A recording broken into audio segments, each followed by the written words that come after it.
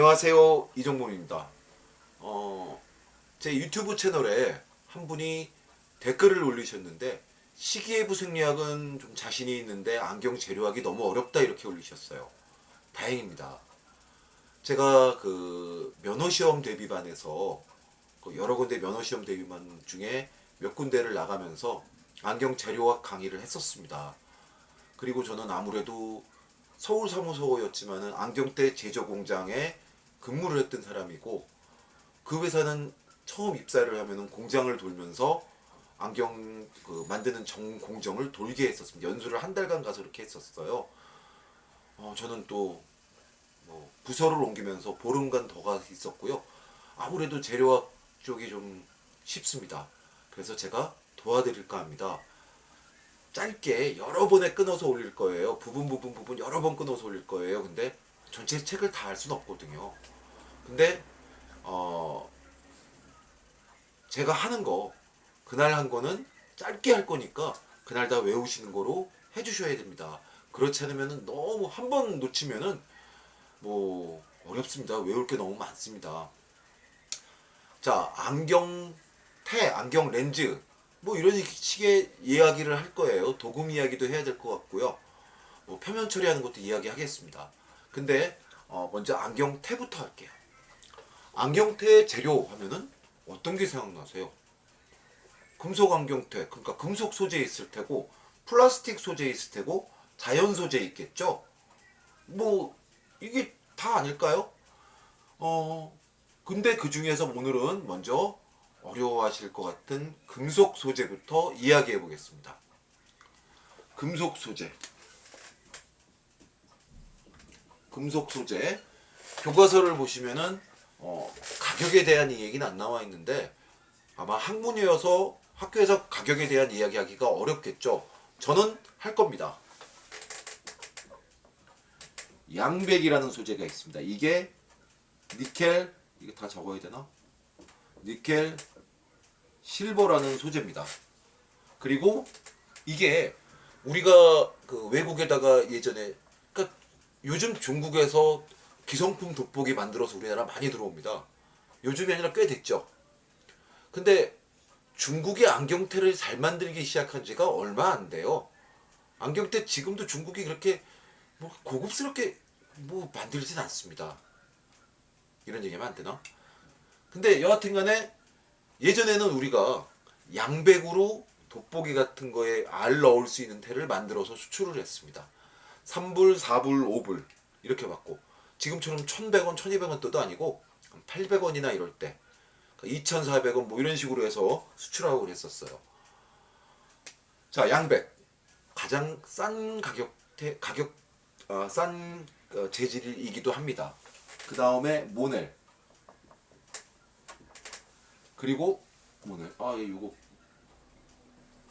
그리고 교과서에 하이니켈이 나오죠. 하이니켈이 나오는데 하이니켈 말고 현장에는 마이니켈이라는 소재들이 있습니다.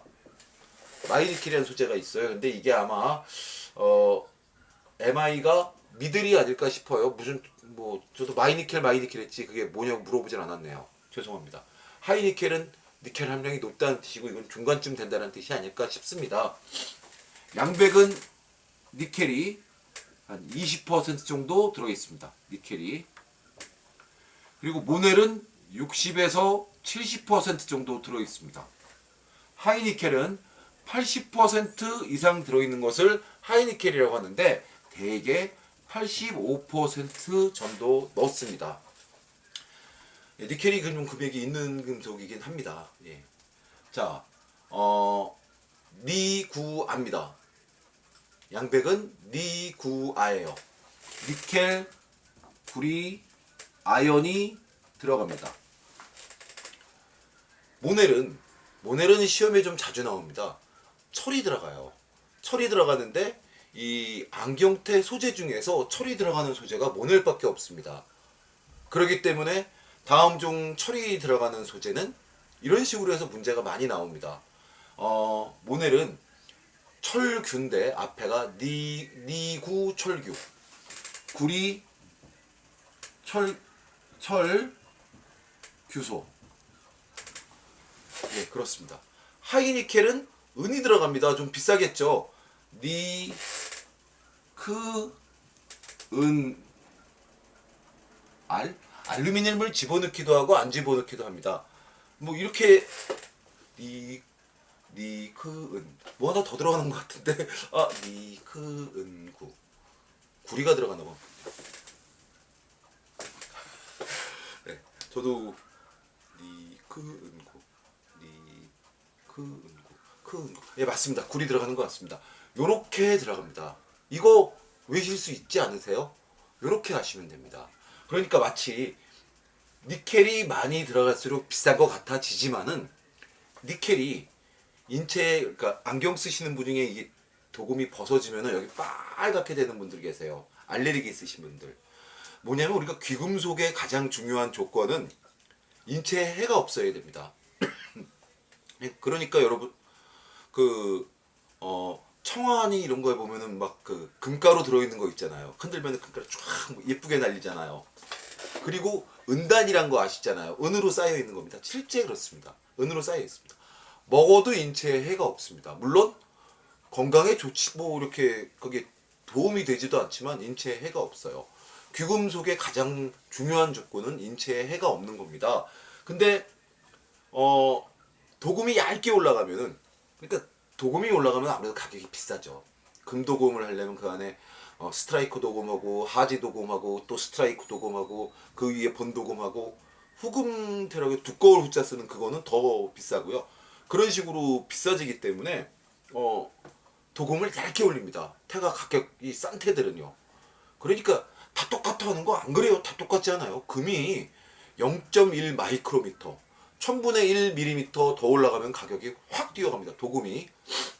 자, 이렇게 외우시면 되는데 이게 이 얘기를 했던 거는 이 도금이 얇으면 벗겨지면 안에 있는 소재가 얼굴에 피부에 직접 닿잖아요. 그러면 알레르기가 옵니다. 그러면 알레르기가 와요. 원래 금이나 은은 혹은 로듐이나 이 백금 계열은 거의 인체에 해가 없어야 되는데 이게 도금이 벗어지면 안에 있는 소재가 얼굴에 닿으면서 알레르기가 오는데 그 알레르기를 피부 알레르기를 일으키는 소재가 니켈입니다. 노니켈, 니켈 프리 써져 있는 것들은 없어요. 알레르기 없어요. 그래서 니켈이 많이 들어갈수록 비싸게 보이지만은 가장 비싼 소재는 니켈이 하나도 안 들어있는 니켈 프리. 이 소재가 가장 비쌉니다. 참 아이러니하죠. 근데 교과서에 니켈 프리 소재에 대해서 안 나와서 저도 잘 모릅니다. 자, 이렇게 세 가지를 하셨어요. 양백은 20% 그러니까 양백 모넬 하이니켈이 20% 60에서 70, 80% 그리고서 니구 철규 고등학교 남자분 아니세요? 저는 이게 제 친구 철규가 있어서 외기가 좀 좋았습니다. 니크 은구 이렇게 니구와 니구 철규 니크 은구 이렇게 외우시면 됩니다. 자 이렇게 외우셨어요. 가장 시험에 많이 나는 거는 철이 들어있는 것에 대한 이야기도 했습니다. 근데 여기서 티타늄이 있습니다. 티탄 이렇게 먼저 볼게요. 되게 TI 이렇게 써죠. 티탄. 이 티탄은 상당히 고급 소재입니다. 상당히 고급 소재입니다. 그리고 용접이 어렵고 도금이 또 어려워서 가격대가 좀 많이 높은 금속입니다. 가장 큰 장점이라고 할 것은 생체 친화력이 대단히 좋습니다. 그러니까 아까 제가 금이나 은이나 귀금속은 인체에 해가 안 돼야 돼요 라는 말씀드렸는데 티탄은 그 은은 아주 쉽게 휘잖아요. 금도 물러요. 그죠? 금도 물릅니다. 은수저 같은 거면 잘 휘기도 하잖아요. 젓가락 뭐 잡다 보면 휘기죠. 은은 아주 약하고 금도 약한 편인데 티탄은 단단합니다. 그래서 인공뼈 부러진 사람 여기 뼈를 대신해야 될 때 이럴 때 티타늄을 씁니다. 티탄을 씁니다. 자, 이 티탄이 또 하나 장점이 비중이 4.5입니다. 4.5g입니다.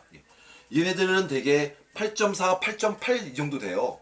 근데 얘는 4.5예요. 4.5니까 8.8에 되면은 거의 절반 정도죠. 아주 가볍다는 얘기입니다. 아주 가볍습니다. 그리고 물론 용접을 할 때는 아르곤가스 씁니다. 아르곤가스. 불활성 기체인 알곤이라고도 합니다. 아르곤가스를 이렇게 쏴주면서 용접을 해야 되니까 용접료도 비싸요. 용접료도 비싸고 그러니까 잘 안 붙어요. 그냥 일반 용접으로 잘 안 붙습니다. 도금도 좀 비쌉니다. 티탄 도금료가 따로 있어요. 그러니까 비싸요. 그러니까 금액이 많이 나올 수밖에 없는 소재인데 생체 친화력이 좋고 또 하나 부식 해수가 뭔지 아시죠? 그 김혜수 씨 얘기하는 게 아니라 바닷물에 대한 이야기라는 겁니다. 소금물이 부식을 잘 시켜요. 그래서 바다에 놀러 갔다가 물에 안경 한번 빠뜨려 가지고서 그 물로 빨리 헹구지 않고 그냥 그 상태로 주워 끼고 서울에 올라오신 분들 거기서 노는 한 2박 3일 동안 그리고 서울에 올라와서 한 하루 이틀 사흘 지나고서 안경을 가져오시면 안경이 다 녹슬어 있습니다. 바닷물에 빠뜨렸다 그러죠. 해수가 그러니까 바닷물이 부식을 많이 시켜서 해수에 대한 내부식력, 내부식성 이런 이야기를 합니다. 이 티타늄 같은 경우는 거의 금 수준의 부식이 잘 안 됩니다. 거의 부식이 없다고 봐도 되는 거죠. 그러니까 생체에다가 뼈 대신 쓴다고 그랬는데 이게 안에서 녹이 쓰면 어떡하겠어요. 그렇기 때문에 녹이 안 쓰는 금속을 써야 되겠죠. 티타늄은 해수에 대한 부식성이 내부식성이 견딜다 할 때 내자입니다. 내부식성이 거의 금이나 이 정도 수준에 달할 정도로 뛰어납니다. 귀금속에 달할 정도로 뛰어나요. 녹이 안 쓸고 비정은 4.59. 용접과 도금이 어렵지 않으면은 얘를 많이 안경으로 쓰는 게 맞겠죠. 자, 이 티타늄은 재료에 따라서 구별을 합니다. 티타늄은 티타늄이 물론 순티탄이라는 게 있습니다. 100% 티타늄이라는 게 있는데 실제로는 약간은 불순물이 들어가요. 어떤 경우도 순 100%라는 거는 없습니다. 100%라는 거는 사실 없다고 생각합니다.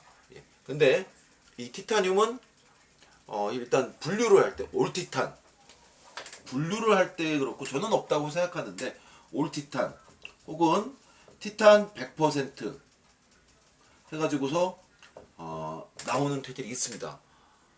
네. 이러려면은 티타늄에 티타늄 도금을 입혀야 돼요. 티탄의 도금색이 금색입니다. 도금하면 티타늄이 금색으로 보이기 때문에 티탄에다가 티탄으로 도금을 해서 금색 금 도금 대신 쓰는 경우가 있습니다. 이 경우는 티탄에다 티탄 도금을 하죠. 그리고 티탄 P라는 게 있습니다. 이게 퓨어 티탄하고 달라요. 니켈이나 아니면은 뭐 크롬이나 이런 소재를 20 마이크로미터에서 30 마이크로미터 상당히 얇은 거예요. 1000분의 20mm예요. 1000분의 30mm고 그만큼 티타늄에다 도금을 합니다. 도금을 왜 하겠습니까? 용접이 안 되기 때문에 티타늄은 용접이 안 돼요. 불활성 기체인 아르곤가스를 쏘아주면서 용접을 해야 된다 말씀드렸어요. 그 20 마이크로미터, 30 마이크로미터 올라온 그 얇은 도금을 이용해서 용접을 합니다. 가격은 훨씬 싸지죠. 자, 티타늄에 대한 거 말씀드렸습니다. 어렵지 않죠. 비중 4.5인 것만 외시면 돼요. 근데 알루미늄 아세요? 알루미늄? 두랄루민이라는 것도 알루민입니다. 알루미늄. 두랄루민이라고 교과서에 나와 있는데 두랄루민이 그러니까 알루미늄이 우리 샤슈 붙이는 알루미늄이 비중이 2.7입니다. 2.7. 공간이 별로 없네요. 2.7이라는 얘기는 무슨 얘기입니까? 양백, 모날, 하이니켈 얘네들이 한 8.8, 8.7 이 정도 비중이 그러니까 무게가 어느 정도의 이렇게 그 기준이 몇이더라? 이렇게 이렇게 금속이 1 큐빅 센티미터당 맞나? 그 몇 그램이냐 이런 걸 따진다면은 얘는 4.5g이고 얘는 8.8g 정도 나온다고 그랬잖아요. 절반 가깝습니다 말씀인데 알루미늄은 2.7입니다. 그 얘기는 뭐겠습니까? 알루미늄으로 안경을 만들면은 정말 가볍죠. 정말 가볍습니다. 그래서 알루미늄으로 티타늄을 가지고서 이게 우주선 소재다라고 얘기하는데 되게 요즘 알루미늄으로 작업을 한답니다. 두랄루민이라고 다른 거 이제 합금을 넣어서 만드는데요. 이런 알루미늄으로 한다는데 알루미늄은 안경테로는 그렇게 많이 안 쓰입니다. 제가 그 알루미늄 테를 작업을 해봤는데요. 용접이 얘는 불활성 기체도 아니고 안 되는 것도 아니고 좀 이상해요. 그러니까 열 전도율 뭐 그런 개념인가 봐요. 여기다가 안경테에 코받침을 붙이고, 그러니까 패드암을 붙이고 이쪽을 힌지를 쪽에 뭐 용접을 하면 이쪽이 떨어집니다. 그리고 여기를 용접하고 이쪽은 여기가 떨어져요. 알루미늄 테를 자세히 어디서 혹시 보실 일이 있으시다면은 되게 이렇게 해놓고 여기 이렇게 패드암이, 그러니까 코받침이 연결이 된다면 여기에 나사를 꽂는 데에서 나사로 고정을 시킵니다. 알루미늄은 작업이 참 어렵습니다. 하지만 비중은 2.7이에요. 가볍죠. 그리고 녹도 잘 안 슬어요. 뭐 땅속에서 몇천 년 놔두면 노간 쓰는 게 어디 있겠어요. 제 생각입니다. 그것도. 근데 저는 녹이 잘 안 씁니다. 그리고 가볍게는 엄청 가볍습니다. 그리고 근데 잘 휩니다. 단점이, 그러니까 아까 용접이 제가 해보니까 안 되더라는 말씀도 드렸어요. 그리고 단점이 잘 휩니다. 연해요. 상당히 연해요. 알루미늄 샤슈 이렇게 돼 있는데 좀 두껍다 싶지만은 발로 밟으면 이렇게 쑥 찌그러지는 경우가 있습니다. 알루미늄이 상당히 연합니다. 안경 소재로서 알루미늄을 쓸 때는 가만히 주변의 알루미늄을 한번 보시면은 다른 소재처럼 이렇게 금속만 이렇게 하지 않고 이렇게 관을 만들어서, 관을 만들면 잘 안 휘죠. 관을 만들면 잘 안 휘니다. 이렇게 파이프식으로 관을 만듭니다. 그래서 알루미늄 테를 작업합니다. 그래도 2.7이기 때문에 알루미늄이 더 가볍습니다. 자, 이 외의 소재로 귀금속 소재, 금, 은은 안경테의 소재는 않습니다. 은은 아주 심하게 연해서 기스도 많이 나고 휘기도 잘 휩니다. 은보다 훨씬 튼튼, 그리고 또 은은 색깔도 잘 변해요. 네. 계란찜 같은 거 먹으면 시커멓게 은수저 변하잖아요. 몇 숟갈만 떠먹으면 그렇게 잘 변합니다. 그래서 관리도 어려워요. 목걸이 차도 땀 한 번 흘리면 자주 이렇게 치약 묻혀서 닦아야 됩니다. 은 목걸이 같은 경우는. 근데 이 은은 표면에 기스도 잘 나고 잘 휘고, 그리고 뭐래요, 또 색깔도 잘 이렇게 변색이 잘 되고 해서 은을 안경 소재로 쓰지는 않습니다. 금은 안경 소재로 씁니다. 다만 24K 금은 여러 가지 안 좋은 점이 있죠. 연하죠. 예, 잘 휩니다. 반지 같은 거 이렇게 누르면은, 반지, 금반지 24K 반지 끼고 다니시는 분들 가만히 뭐 몇 년 끼시고 보면은 금이 광이 나던 게 광이 거의 없어요. 스크래치가 쫙 나가지고서요. 기스가 잘 납니다. 24K 금은. 그리고 연합니다. 찌그러져 있어요. 예. 그런데 18K 금은 그런 단점을 커버할 수 있습니다. 그래서 안경테 소재로 쓰이는 금은 18K 금이나 14K 금입니다. 자, 여기서 24K가 100%입니다. 이거 안 지우려고 그랬는데 지워야 되겠네요. 이거 금속 소재 얘기할 게 많은데요?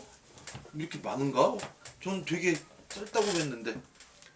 자, 24K가 100% 순금이란 얘기입니다.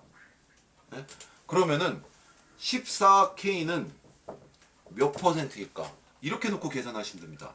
그래서 1400은 24x 해서 나눠주면은 이게 14K가 몇 % 금이 함량이 된 건가 나옵니다.